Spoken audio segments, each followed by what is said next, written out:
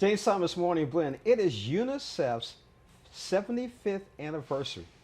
Today we have Michael Nyenhuis, President and CEO of UNICEF, and singer actor Sophia Carson. Good morning to both of you. Good morning. Good morning. Glad to be here.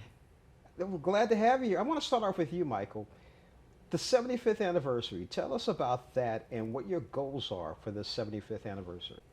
Well, I think we want to celebrate our history first. I mean, 75 years is a long time to be engaged in the work that we've been doing. We're really proud of that history.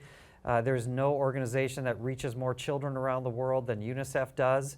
And we've built up, decades of credibility in our ability to serve kids wherever they are in need around the globe. But we also really want to pivot to the future too. And the reality is that we act like an organization that's just 75 days old. We're nimble, we're flexible, we're innovative, we're creating new ways to create change for children all over the globe. So it's kind of a both-and moment for us. Revel in our history a little bit, but really think about the challenges ahead and how we can be innovative in meeting those. So, for example, here in St. Louis, how can our viewers help the local UNICEF?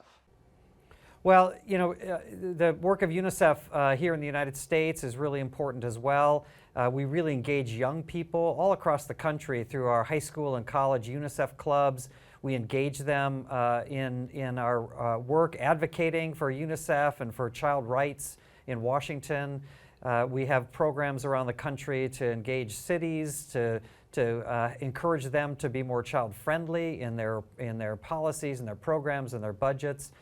So there are a lot of ways to get engaged both in local activities, but at the same time we really want people to recognize we're in a global community and we want to engage people in that global work as well. Sophia, how did you get involved and what are you doing with UNICEF this year? I got involved with UNICEF a couple of years ago, and I began with the Trick or Treat program. And I became an official ambassador 2 years ago in 2020. And right before that, I was lucky enough to go on a field trip with UNICEF to Brazil, where I got to witness firsthand the not only life-saving, but the life-changing efforts that they do in countries all around the world. And education, especially the education of young women, has always been where my heart lies. And I got to hug and meet these women whose lives were transformed through education and saved through education, through UNICEF's work. And my job as ambassador is to lift up the voices of the children that UNICEF serves around the world and to advocate for real and tangible change, like the Keep Girls in School Act that I wrote an op-ed to Congress for in 2019. But I say with my heart in my hand as I stand next to Michael here, it's truly the greatest role of my life, and my heart is UNICEF's for whatever they need. Now, Sophia, you're working with UNICEF. What do you want people to take away from this year's 75th anniversary? What kind of message are you looking for?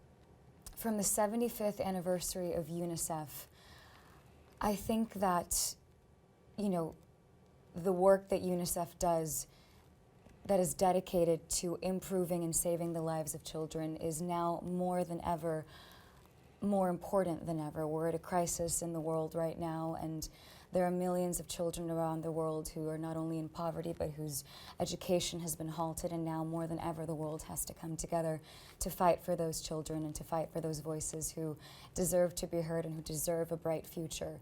UNICEF has always been a beacon of hope, and their light will never dim for the children of the world. Very powerful, Sophia. Thank you so much. Definitely. Michael, Sophia, thank you so much for joining us on Morning Blend. One last question, Michael, what's the last message you would like to get across?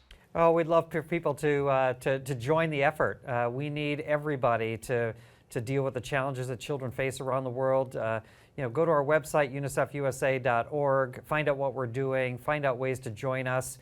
We just really need everybody. Michael, Sophia, thank you so much for joining us on Morning Blend. Thank you, Thank James. you.